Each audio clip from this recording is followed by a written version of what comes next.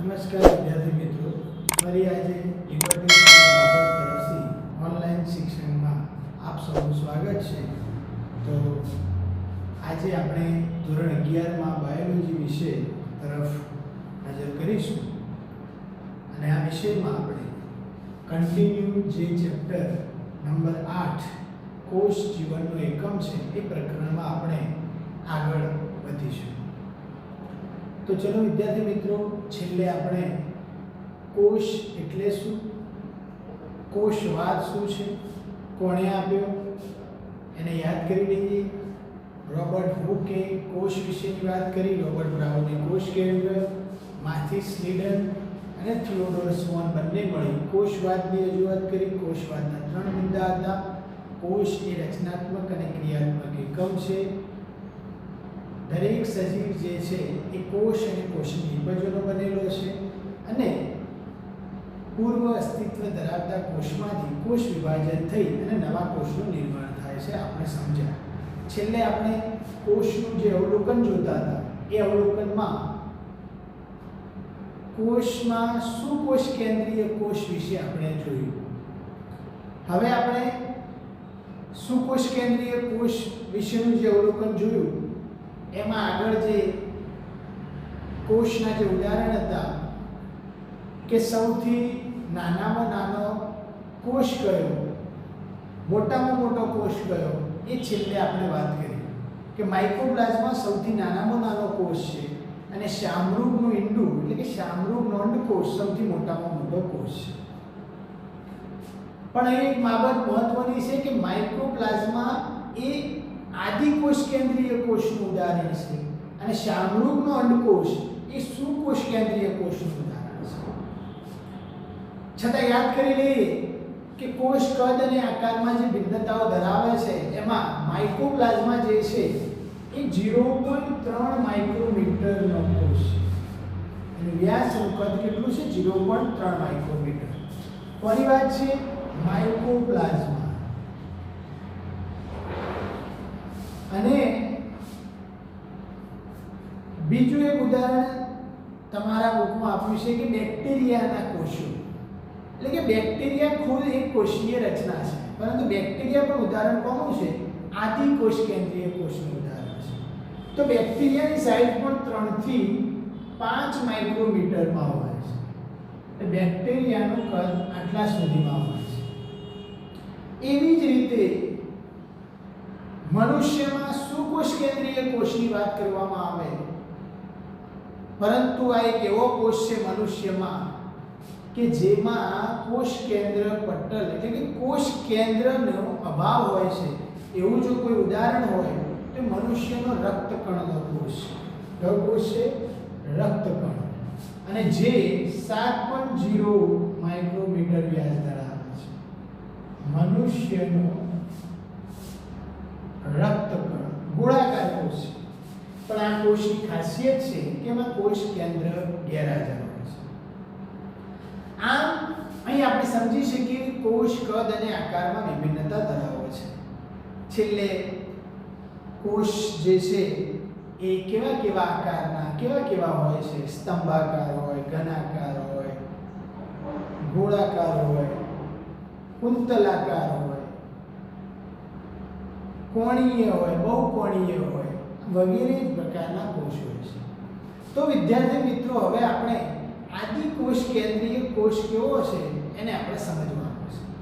આદિકોષ કેન્દ્રીય કોષને સમજ્યા પછી એની જે કોષ આવરણ જે છે એ કોષ આવરણમાં કેવી રચના છે, કોષ આવરણ કેવી રીતે રૂપાંતરણ પામેલું છે એ ટોપિક વિશે આપણે સમજવાનું છે. પરંતુ કોષીય આવરણ અને તેના રૂપાંતરોને આપણે નેક્સ્ટ લેક્ચરમાં સમજશું. એના પહેલા આજે આપણે આદિકોષ કેન્દ્રીય કોષ વિશે સમજણ મેળવવાનું છે. તો ચલો વિદ્યાર્થી મિત્રો, આપણે આદિકોષ કેન્દ્રીય કોષ વિશે સમજીએ. અહીં જે હું કોષ દોરું એ આખું તમારા બુકમાં આપેલી નથી, પણ તમારે સમજવાનું છે.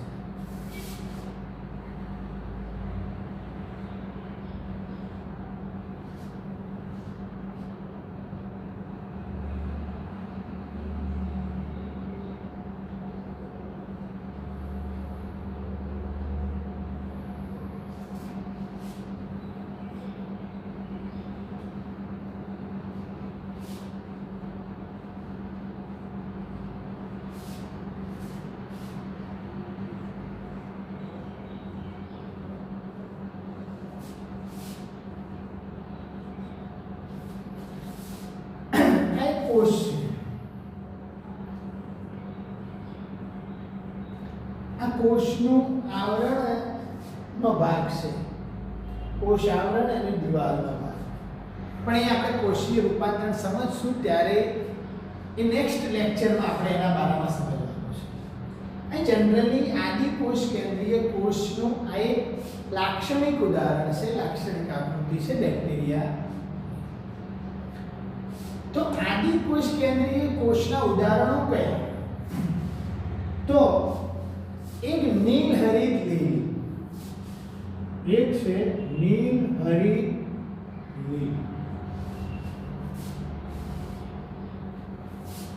આને બ્લુ ગ્રીન આલ્ગી કહેવાય, એટલે શોર્ટમાં છે BGA.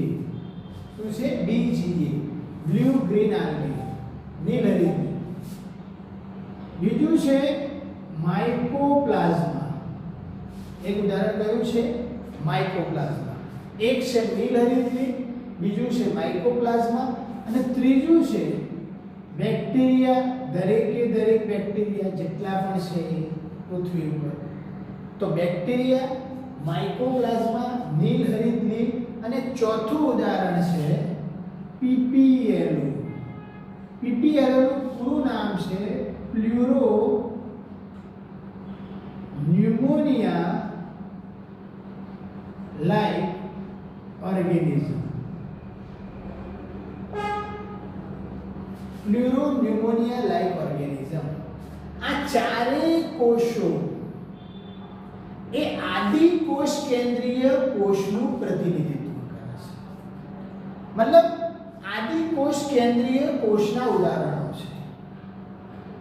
આ આદિકોષ કેન્દ્રીય કોષ સુકોષ કેન્દ્રીય કોષ કરતા ઘણા બધા નાના છે.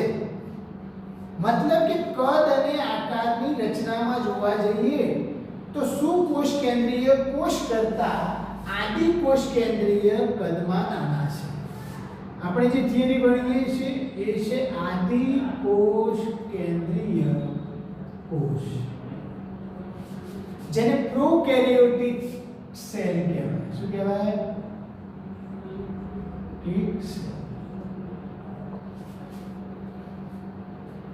આ ચાર જે ઉદાહરણો છે નીલહરિત લીલ, માઇકોપ્લાઝ્મા, બેક્ટેરિયા, પીપીએલઓ, એમાંય સૌથી નાનો માઇકોપ્લાઝ્મા છે.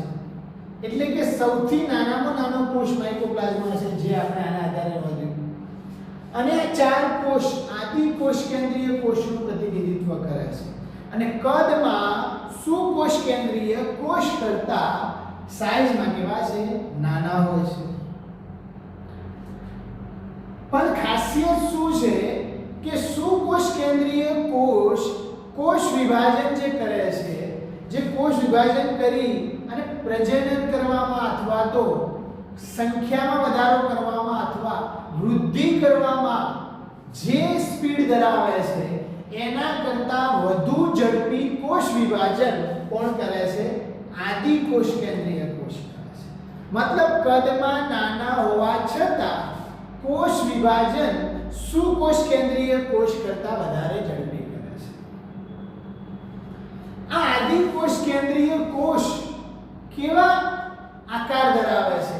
મતલબ આદિકોષ કેન્દ્રીય કોષ એ આકારમાં ઘણી બધી વિભિન્નતાઓ ધરાવે છે. પરંતુ ઘણી બધી વિભિન્નતાઓ ધરાવે છે એમાં બેક્ટેરિયાના કોષનું જો ઉદાહરણ લઈએ તો મુખ્યત્વે 4 પ્રકારના આકાર ધરાવે છે.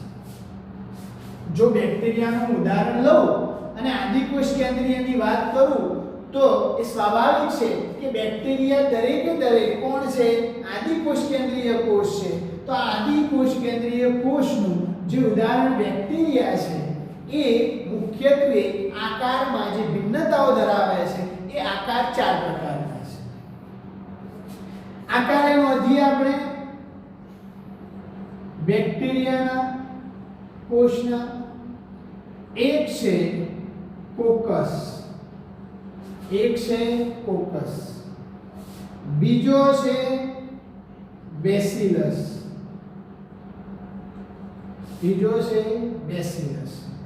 ત્રીજો છે વિબ્રિયો, અને ચોથો છે સ્પિરિલિયમ.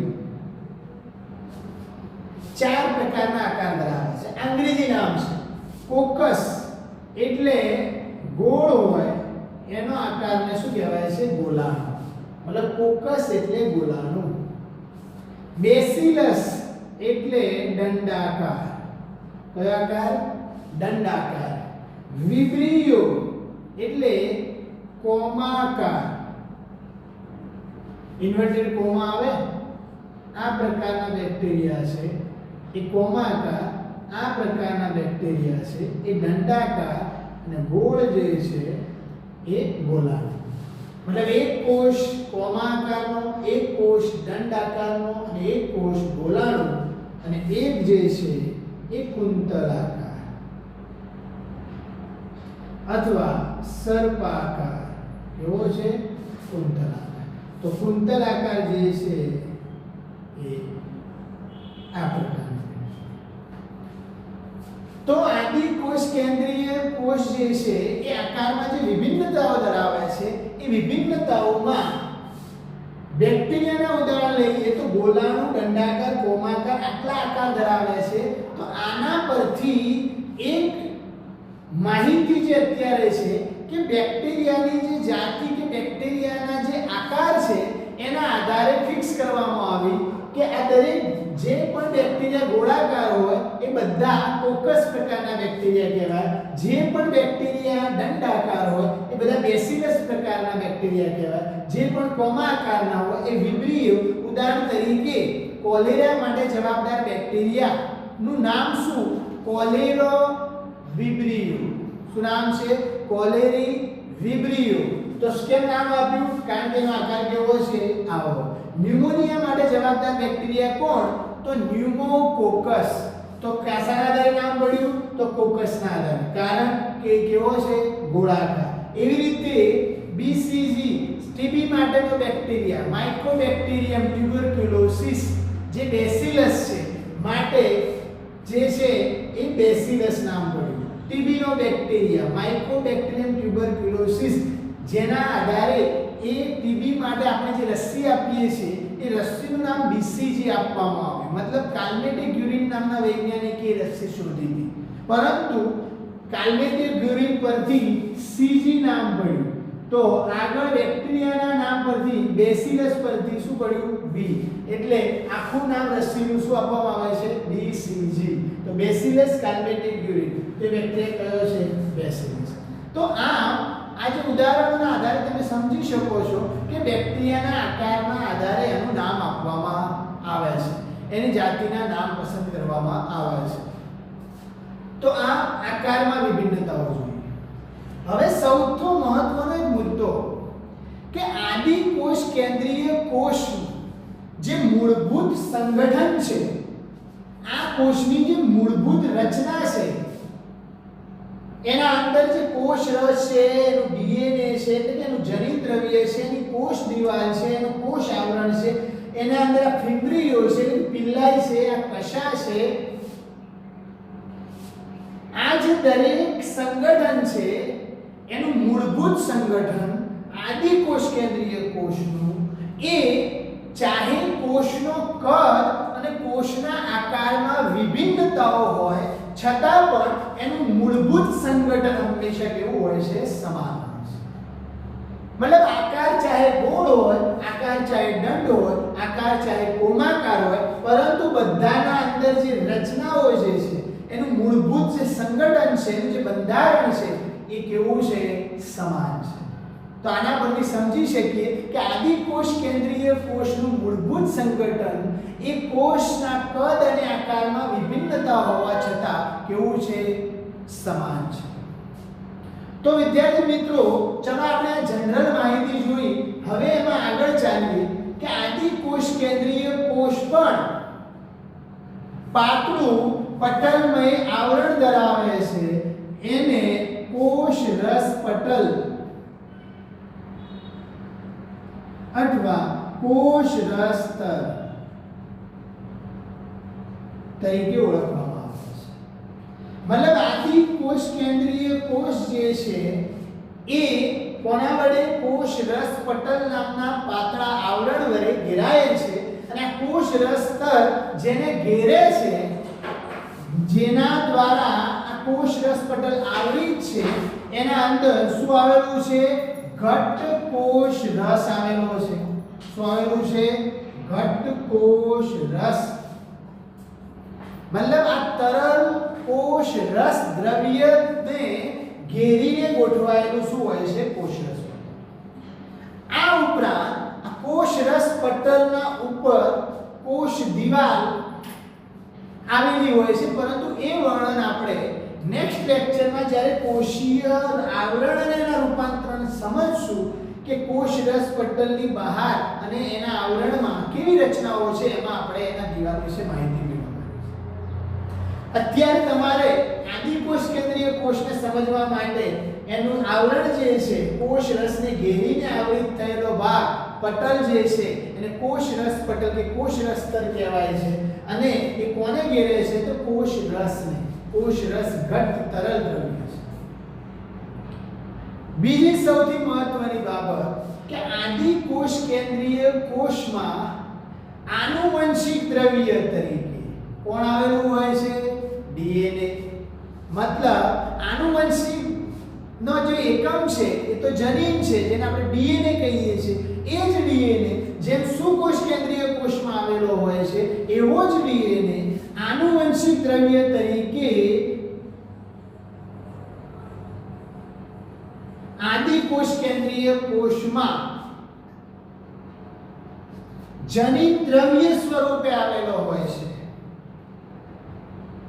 તો અહીં ખાસિયત એ છે કે સુકોષ કેન્દ્રીય કોષમાં આ માહિતી યાદ રાખવાની છે બુકમાં નથી કે સુકોષ કેન્દ્રીય કોષમાં જનીન દ્રવ્ય જે ડીએનએ છે એ રંગસૂત્ર સ્વરૂપે આવેલા હોય છે કોના અંદર રંગસૂત્રના બંધારણમાં આવેલા હોય છે પરંતુ આદિકોષ કેન્દ્રીય કોષમાં આ જનીન દ્રવ્ય તંતુમય સ્વરૂપે આવેલો હોય છે રંગસૂત્ર આવેલા હોતા નથી કારણ કે આ આનુવંશિક દ્રવ્ય કોઈ પટલ દ્વારા આવરિત છે નહીં મતલબ આનુવંશિક દ્રવ્ય અહીં જે ડીએનએ તંતુ જે છે એ ડીએનએ તંતુ પટલની ગેરહાજરી ધરાવે છે મતલબ કે તંતુને ઘેરીને કોઈ આવરણ આવેલું હોતું નથી માટે જો આવરણ ના આવેલું હોય એનો મતલબ કે ડીએનએ હંમેશા કોષ કેન્દ્રમાં હોવું જોઈએ તો અહીં પણ ડીએનએ કોષ કેન્દ્રમાં પરંતુ કોષ કેન્દ્રને પટલ છે નહીં માટે આવા કોષને આદિકોષ કેન્દ્રીય કોષ તરીકે એટલે કે પ્રોકેરિયોટિક સેલ તરીકે ઓળખવામાં આવે છે બીજી મહત્વની બાબત છે કે આદિકોષ કેન્દ્રીય કોષનું આ જે જનીન દ્રવ્ય જે પટલની ગેરહાજરી ધરાવે છે મતલબ કે એને કોષ કેન્દ્ર પટલ વિકસિત છે નહીં આના ઉપરાંત કેટલાક ગોળાકાર